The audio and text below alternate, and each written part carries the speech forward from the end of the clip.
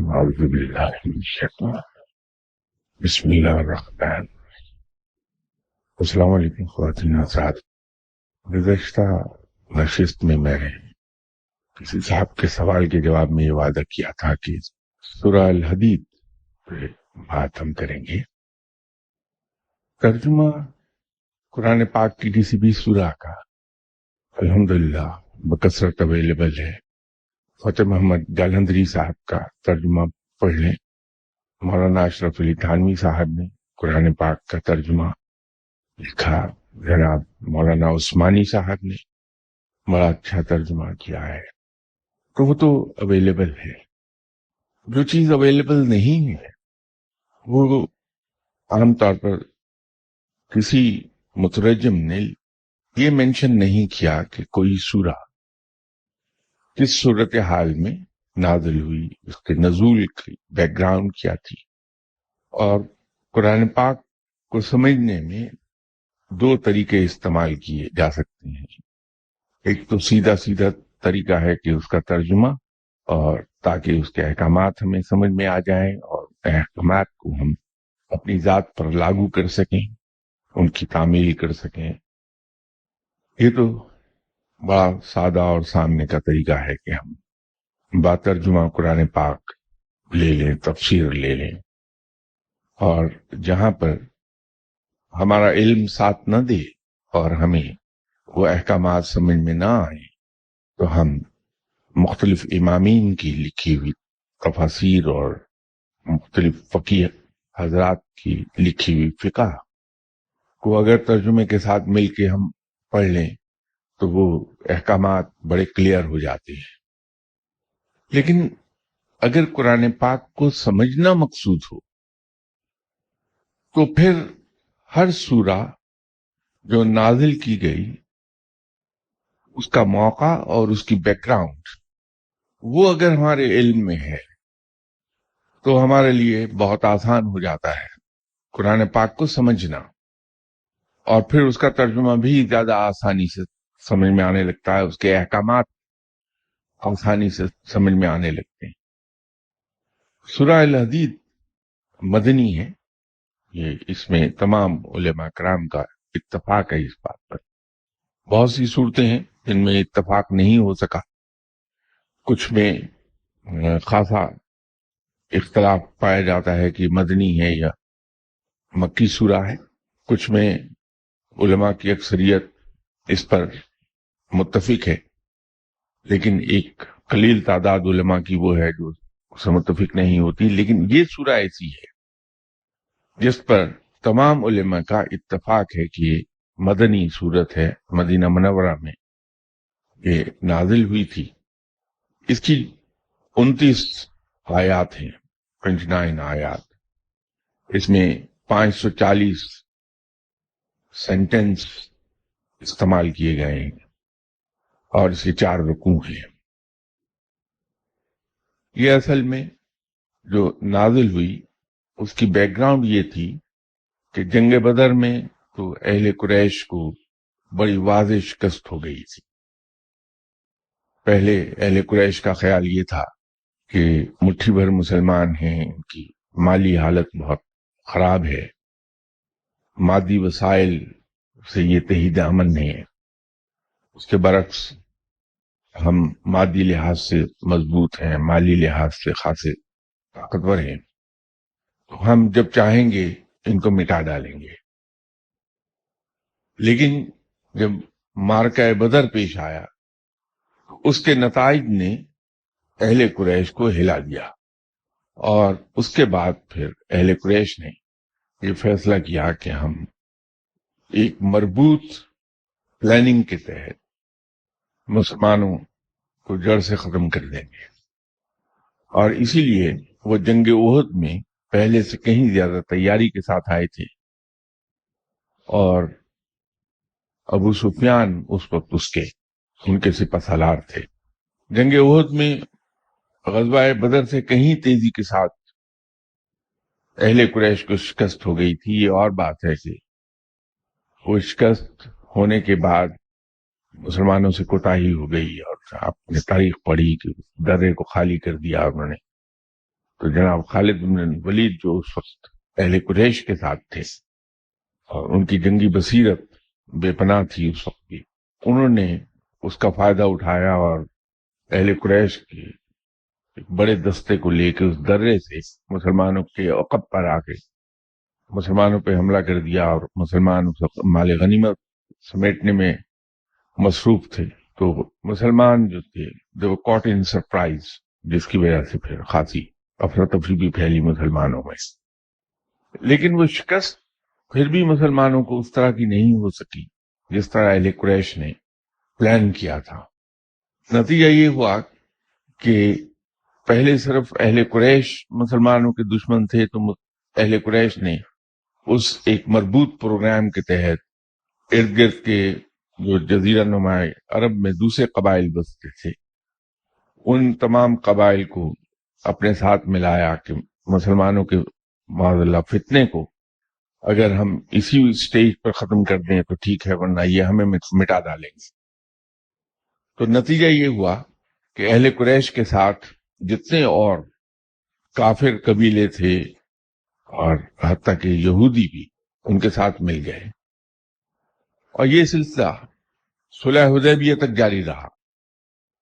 غزوہ احد کے بعد سے لے کے صلح حدیبیہ تک کا زمانہ یہ تھا جس میں تمام مسلمان مخالف قوتیں مسلمانوں کے خلاف اکٹھی ہو کر ان کو مٹانے کے لیے سرگرم ہو گئی تھی. یہ اس کی بیک گراؤنڈ ہے. اور پھر اس موقع پر یہ سورہ نازل ہوئی.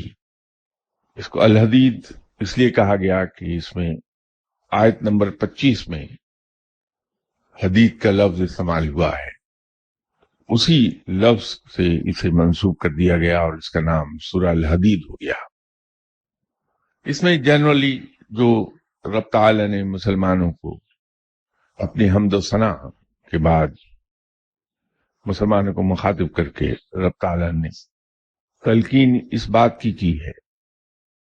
میں یہ لفظی ترجمہ نہیں بتا رہا، میں اس کے صرف آپ کو جنرل بیک گراؤنڈ تاکہ اس سمجھ آ جائے کہ کس موقع پر یہ سورہ اتاری گئی تھی، اس کی بیک گراؤنڈ کیا تھی، اس کی ضرورت پیش کیوں آئی. تو مسلمانوں کو ترغیب دی اللہ تعالیٰ نے کہ جو کچھ تمہارے پاس ہے دل کھول کر اس میں سے مسلم کاز کے لیے استعمال کرو، خرچ کرو مسلم کاز کے لیے. اور اس میں ایک بڑی خوبصورت بات ہے جو شاید کہیں آج کے زمانے میں ہمارے کام آ جائے کہ رب تعالیٰ نے اس کی غالباً آیت نمبر 10، اگر یہ آیت صحیح یاد ہے مجھے، نمبر اس کا آیت کے نمبر میں فرق ہو سکتا ہے کہ 10ویں نہیں تو شاید 15ویں ہوگی، لیکن کہا یہی ہے رب نے کہ یہ جو مال و دولت تمہارے پاس ہے یہ سدا تمہارے پاس نہیں رہے گا.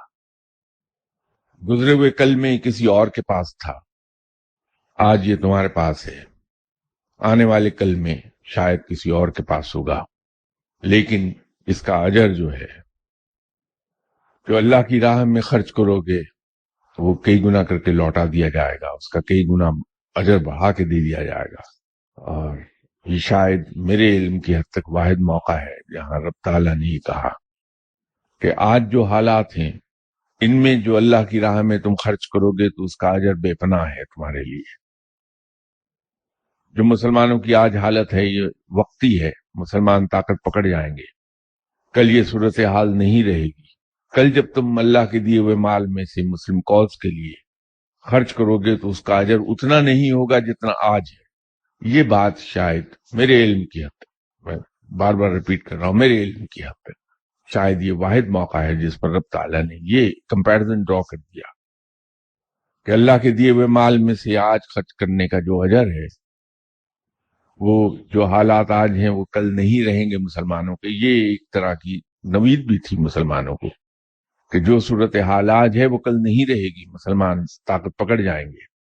اور پھر جب تم اللہ کے دیے ہوئے مال میں سے مسلم کاز کے لیے خرچ کرو گے تو اجر اتنا نہیں ملے گا جتنا آج مل رہا ہے. یہ اس کی بیک گراؤنڈ ہے اس سورہ کی، اور اس میں جو وعدے ہیں رب کے تو مسلمانوں کی قوت پکڑ جانے کے ہیں، اور پھر دولت کی بے ثباتی کی بھی خبر ہے کہ دولت سدا ایک ہی جگہ نہیں رہتی، it changes hands very quickly. یہ ایک اس میں خبر اور ہے مسلمانوں کے لیے.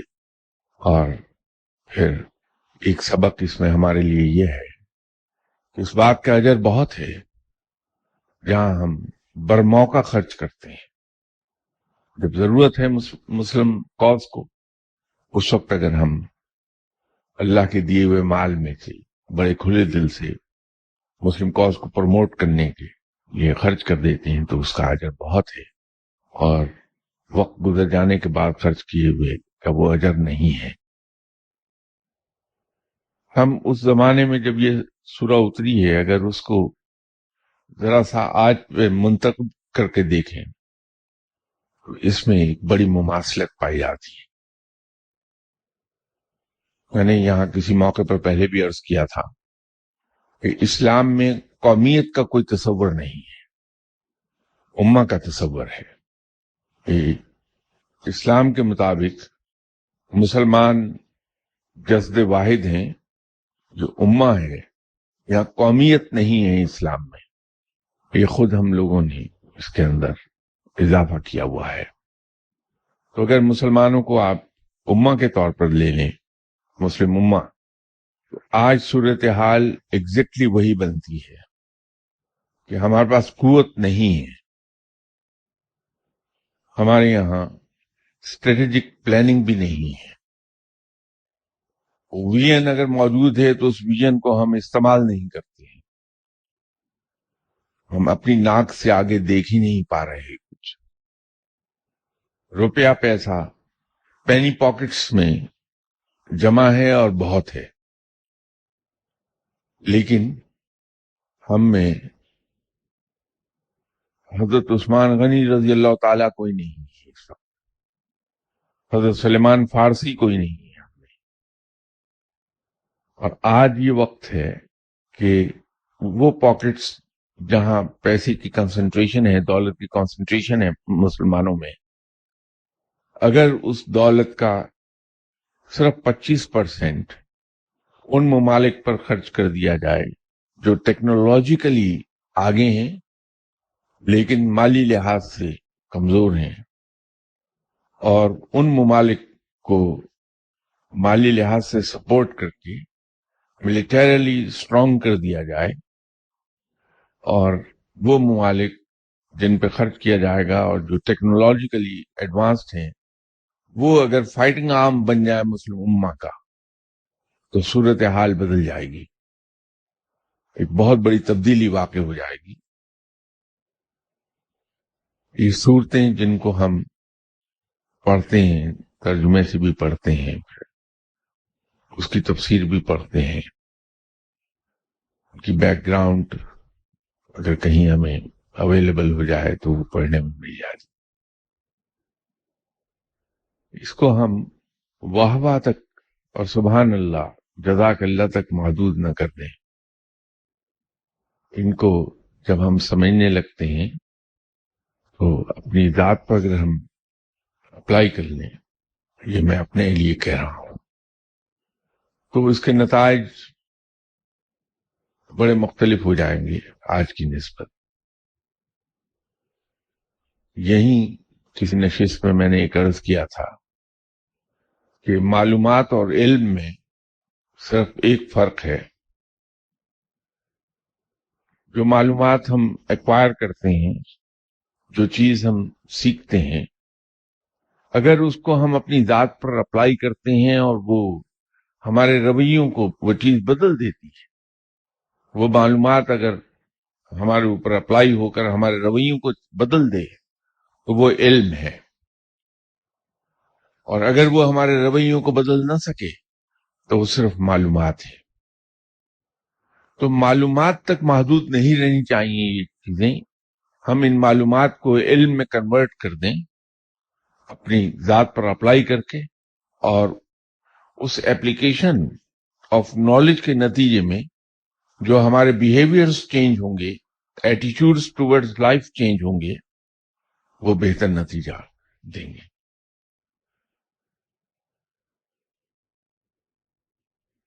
کسی صاحب نے سوال کیا ہے کہ برائے مہربانی عرفہ کے دن کے بارے میں وضاحت کر دیں کہ یہ ہمارے ملک کے مطابق کون سے ذی الحج کا دن ہوتا ہے۔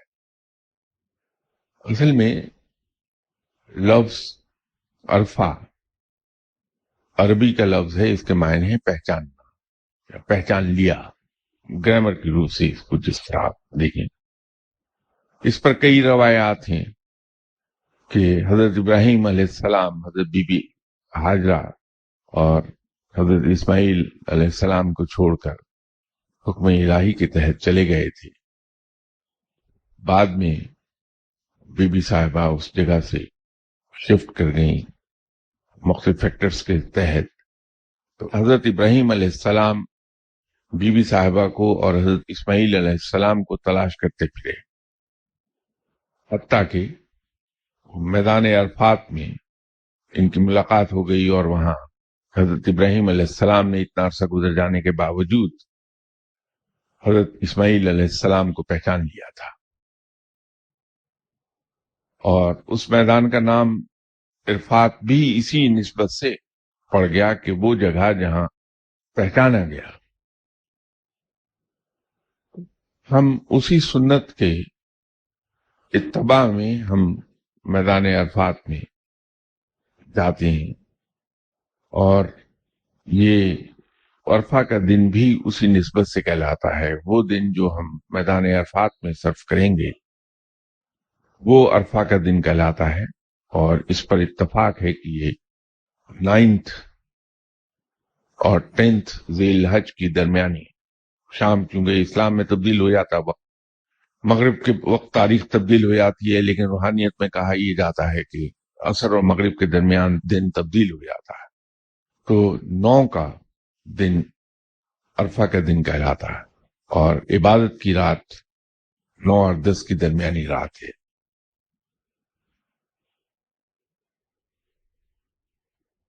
یہ سوال وہ سورہ الحدید کے بارے میں کہ فضائل و خواہش کا اصل میں پوچھا تھا، جو میرے ذہن سے نکل گیا تھا کہ میں یہ سمجھا سورہ الحدید کے بارے میں معلوم کرنا چاہ رہے ہیں، تو بات وہیں اٹکی ہے جس پہ ہمیشہ میں عرض کیا کرتا ہوں کہ قرآن پاک رب تعالیٰ نے بنی نوع انسان کی ہدایت کے لیے اتارا تھا، مسلمانوں مومنوں کی ہدایت کے لیے، اس میں ان کے لیے ہدایت ہے، اور جو سبق قرآن پاک ہمیں نٹشل میں سکھاتا ہے، نٹشل کی بات جس اگر ایک جملے میں ہم بیان کریں وہ یہ ہے کہ ہم میٹیریل گینز پر نظر نہ رکھیں بلکہ آخرت پر نظر رکھیں، ہم دنیا کی محبت دل میں نہ پالیں بلکہ آخرت کی محبت دل میں پال لیں، رب کی محبت دل میں پالیں۔ جس چیز کو قرآن دل سے نکال دینے کو کہتا ہے، جس کی محبت کو، یہ ایک ہم اپنی ذات پر ظلم کرتے ہیں، یہ ایک اسی قرآن پاک کو دل سے دنیا کی محبت نکالتا ہے اور اس کی جگہ رب کی محبت ڈالتا ہے۔ اسے ہم دنیا کے حصول کے لیے استعمال کرتے ہیں کہ ہمارا فلاں کام ہو جائے، یہ صورت پڑھ لو، ہمیں یہ مل جائے دنیاوی مال و دولت، اس کے لیے یہ صورت پڑھ لو۔ میں یہ سمجھتا ہوں کہ یہ اپنی ذات پر ظلم ہے کہ رب نے جس اپنے کلام کو اتارا تھا ہمارے دلوں سے اس دنیا کی محبت کو نکال دینے کے لیے تاکہ ہمیں راہ ہدایت مل جائے، ہم اسی دنیا کو کمانے کے لیے اس کی صورتوں اور آیات کو استعمال کرتے ہیں۔ مجھے تو اس میں اعتراض نہیں، میں بتا دوں گا آپ کو کہ اگر اسے عصر کے وقت پڑھا جائے تو اس کے پڑھنے سے جنرلی عزیز رشتہ دار آپ پر مہربان ہو جائیں گے۔ اگر اسے ہم سونے سے پہلے پڑھیں گے تو ہماری طبیعت میں وہ سختی آ جائے گی جو ایک مومن میں میدان جنگ میں ہوتی ہے کہ مومن زمانہ امن میں موم سے زیادہ نرم ہوتا ہے اپنے دشمنوں کے لیے بھی، اپنے مخالفین کے لیے بھی، لیکن میدان جنگ میں جب تلواریں نیام سے نکل آئیں، آسان لفظوں میں یوں کہیے کہ جب مارکا شروع ہو جائے تو وہ فولاد سے زیادہ سخت ہوتا ہے. لیکن یہ یاد رکھیے صرف اس وقت تک جب تک کہ مارکا جاری ہے، اور جو ہی وہ مارکا ختم ہو جائے، دشمن ہتھیار ڈال دے، صلح کی درخواست کر دے، تو مومن فوری طور پر پھر تبدیل ہوتا ہے اور موم کی طرح نرم ہو جاتا ہے انہی لوگوں کے لیے جن پر اس نے ہتھیار اٹھائے ہوتے ہیں. تو اگر اسے ہم سونے سے پہلے پڑھیں گے تو ہمارے اندر وہی سختی آ جائے گی فولاد کی سی جو مومن کے اندر میدان جنگ میں پیدا ہوتی ہے.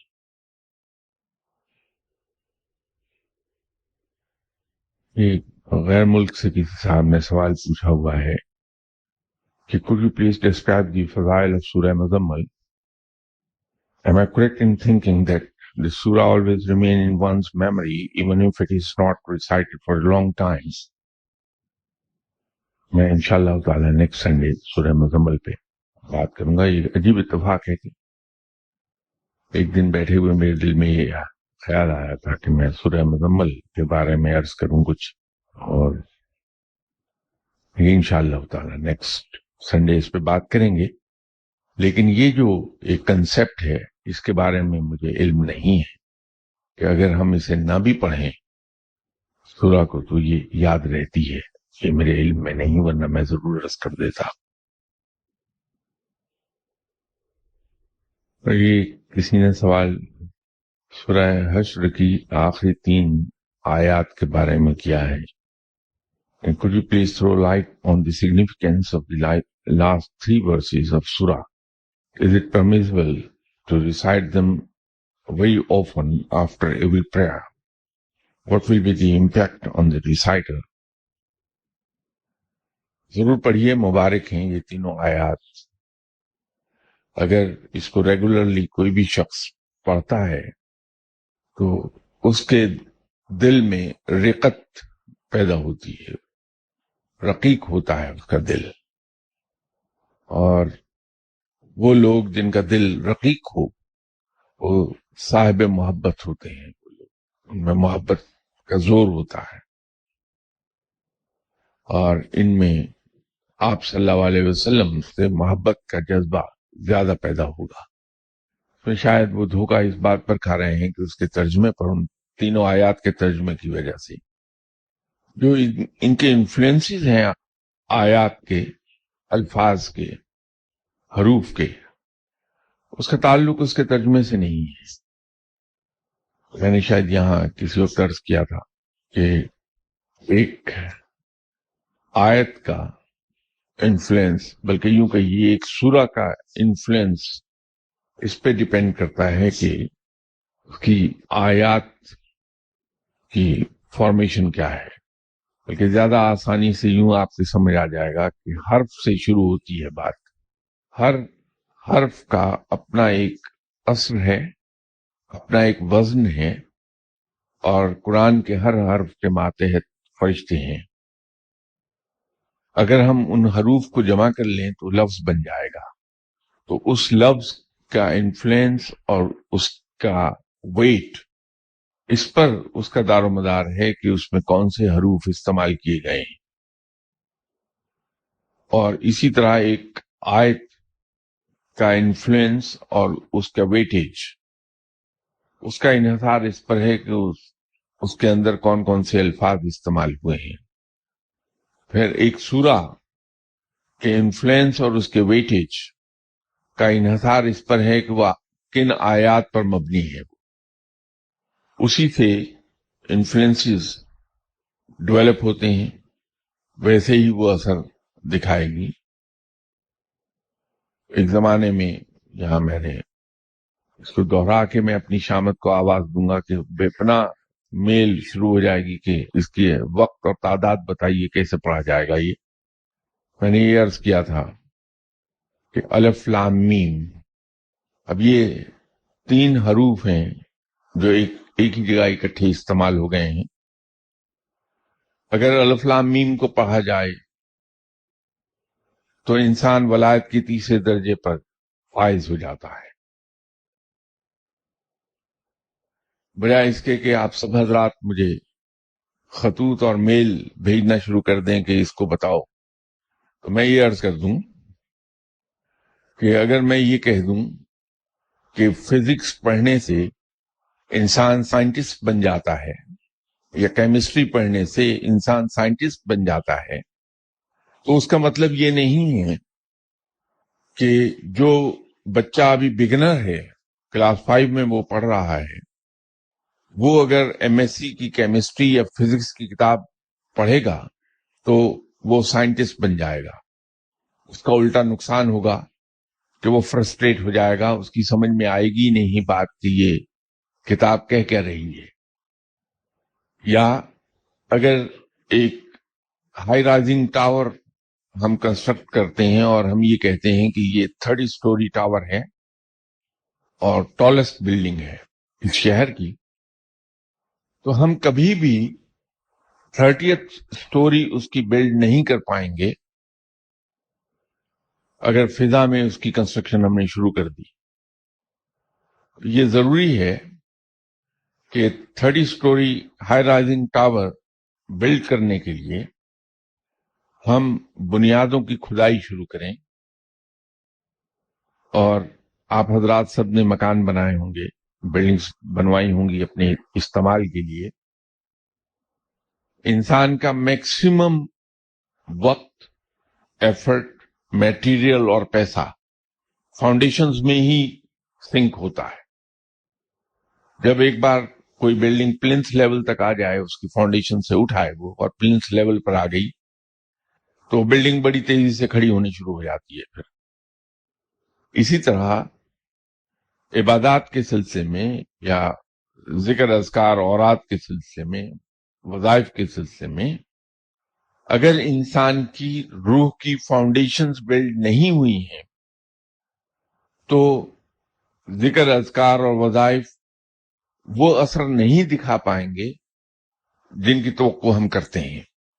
تو کسی بھی ذکر اذکار اورات وظائف چلہ مجاہدہ ان سے فائدہ لینے کے لیے یہ ضروری ہے کہ ہم نے بنیادیں بنائی ہوں. ایک صاحب بڑی شدت سے مجھ سے نہ صرف ناراض ہوئے بلکہ خط کے ذریعے مجھ پر بہت ہی گرجے برستے. بھی شاید کسی غیر ملک میں، یورپین کنٹری میں ہیں کسی میں. وہ مجھ سے حروف مقطعات کے سلسلے میں یہ فرماتے رہے کہ میں انہیں حروف مقطعات میں سے ان کی روح سے مطابقت رکھتا ہوا ایک حرف بتا دوں تاکہ وہ پڑھ لیں. تو میں نے ان سے لکھا کہ حضور، حروف مقطعات کو پڑھنے سے پہلے آپ اپنی روح اور اپنے قلب کو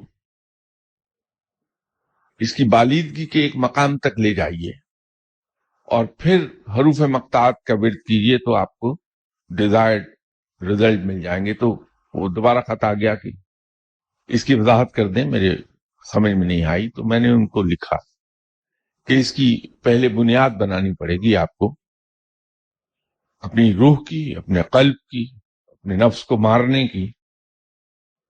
اس کے بعد پھر دوسری عبادات کرتے کرتے جب آپ روح کی لطافت کے ایک مقام پر آئیں گے تو پھر حروف مقطعات میں سے اگر کوئی حرف آپ پڑھیں گے تو اس کے مطلوبہ نتائج برآمد ہو جائیں گے.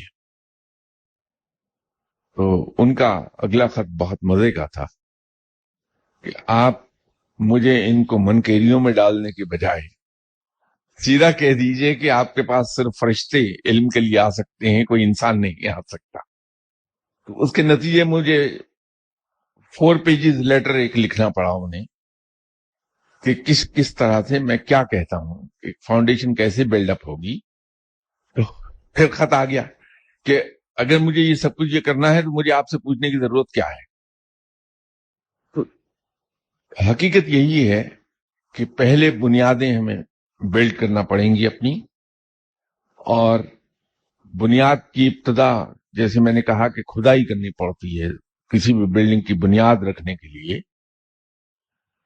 وہ بارہا میں نے یہ جملہ یہاں کہا، پھر عرض کر دیتا ہوں کہ سٹیپ 1 روحانیت میں یاد رکھیے یہ ہے کہ ہم اس سنت پر عمل کریں کہ کوئی شخص ہمیں کتنا ہی برا کیوں نہ کہہ دے، کوئی شخص ہمارے خلاف کتنا ہی منفی پروپیگنڈا کیوں نہ کر رہا ہو، کوئی شخص ہماری جڑیں کیوں نہ کاٹ رہا ہو، کوئی شخص ہم پر کتنے ہی بہتان باندھ دے، کتنے ہی الزامات لگا دے، ہم اس کے خلاف اپنے دل میں کوئی میل نہ آنے دیں. اپنے دل کو اس میل سے، اس کینہ سے، اس غصے سے، انتقام کی آگ سے دور رکھیں، پاک صاف رکھیں. یہ سٹیپ 1 ہے اس کا. یوں سمجھ لیجئے کہ روحانیت کی بلڈنگ کے لیے آپ نے اگر اس پہ عمل کیا تو بنیادوں کے لیے زمین کی کھدائی کر رہے ہیں. اس کے بعد سٹیپ 2 یہ ہے کہ ہم اپنی ضروریات روک کر، اپنے آرام کو قربان کر کے، اپنے دوسرے مسلمان بھائی اور بالخصوص وہ لوگ جو ہمارے مخالف ہیں ان کے کام آ جائیں، ان کی خدمت کر لیں، لیکن 2 کڑی شرائط کے ساتھ کہ رازداری اس درجے کی ہو کہ خود ہماری ذات کو یہ پتہ نہ چلے کہ ہم نے کسی کی خدمت کر دی ہے. اپنی ذات سے بھی چھپا لیں اس بات کو. اور دوسرا یہ کہ اپنے آپ کو سیلف سجیسشن کے ذریعے ایک تعلیم دیتے رہیں کہ جو کچھ میں اس کی خدمت کر رہا ہوں، بقول دادا گنج بخش رحمت اللہ علیہ صاحب کے، یہ شخص مجھ سے اپنی خدمت کروا کر مجھ پر احسان کر رہا ہے. اس کے ساتھ ہی ساتھ ہم قسم کھا لیں کہ ہم کسی شخص کے بارے میں کوئی نیگیٹو بات نہیں کہیں گے. جب بھی ہماری زبان سے کسی شخص کے بارے میں کوئی کامنٹس نکلیں گے، کوئی ذکر نکلے گا کسی کے لیے، تو پازیٹو ہوگا. اور فرض عبادات جاری رکھیے، رب آپ کا ہے، گارنٹیڈ ہے یہ بات. اگر زیادہ دور نہ جائیں، یہی 3 ہم کام کر لیں تو رب دوست ہے ہمارا. صرف ان 3 باتوں پہ عمل کر لیں اور فرض عبادات کرتے چلے جائیے. یہ ہماری غلط فہمی ہے کہ وظائف، ذکر، اذکار ہمیں رب تک لے جاتے ہیں. بالکل نہیں. وہ تو اللہ کا شکر ادا کرنے کا ایک طریقہ ہے، تو رب کو یاد کرنے کا ایک طریقہ ہے. یہ اور بات ہے کہ جب ہم رب کو یاد کرتے ہیں تو جواباً وہ ہمیں یاد کرتا ہے، ہم اس کو پکارتے ہیں تو وہ ہم کو پکارنے لگتا ہے. لیکن رب کی دوستی کمانے کے لیے ذکر، اذکار، اوراد، چلے، مجاہدے، وظائف یہ کام نہیں آتے، بلکہ الٹا طبیعت میں سختی پیدا ہونے لگتی ہے. تو جو سنت کے مطابق فقیر میں جو نرمی، جو لوچ اور جو لچک ہوتی ہے، یہ عین سنت کے مطابق ہے، کیونکہ آپ صلی اللہ علیہ وسلم کی نرمی ضرب المثال ہے. وہ نرمی، وہ لچک، وہ لوچ آتی ہی ان 3 چیزوں کے ذریعے سے ہے. آپ کبھی آزمائیے اپنے آپ کو، اپنی ذات کا ایک ٹیسٹ لے لیجئے. جو شخص سب سے زیادہ آپ کو نقصان دیتا ہے، جو شخص سب سے بڑا مخالف ہے آپ کا، جو شخص سب سے زیادہ آپ پر الزامات لگاتا ہے، بہتان لگاتا ہے، آپ کو جینے نہیں دیتا، اس کی خدمت کر کے دیکھیے آپ کے اندر روحانی خوشی کتنی ہوتی ہے. آپ کا جسم خوشی سے پھٹنے لگے گا، اتنی خوشی ہوگی اندر. اور عبادت کے اندر استغراق کتنا بڑھتا ہے، یہ کبھی آزمائیے، ایک دن کے لیے تجربہ کر لیجئے. اور رات کو جب آپ اللہ کے حضور کھڑے ہوں تو اپنا استغراق دیکھیے گا کس درجے کا ہے. اس کا کی نوٹ یہی ہے کہ دل سے، جو ایک زمانے میں یہاں میں نے عرض کی تھی 10 آلائشوں کی بات، غصہ، کینہ، حسد، بغض اور حرص سوام، حرص کلام، انتقام، یہ کلیتاً نہ صحیح، جزوی طور پر ہی نکال کے دیکھیے کہ عبادت میں استغراق، اس کے اندر انہماک آپ کا کس قدر بڑھ جائے گا. اور پھر جو تسبیح آپ کریں گے آنکھیں بند کر کے، اس کے انعامات دیکھ لیجئے کہ کیا ہوتے ہیں. دنیا بدل جائے گی. باقی جتنی سوالات رہ گئے اور سورہ مزمل کے بارے میں انشاءاللہ تعالی بشرط زندگی نیکسٹ سنڈے آپ سے ملاقات ہوتی ہے، اس کو بیان کریں گے. کہ یہ اجازت ہے. السلام علیکم.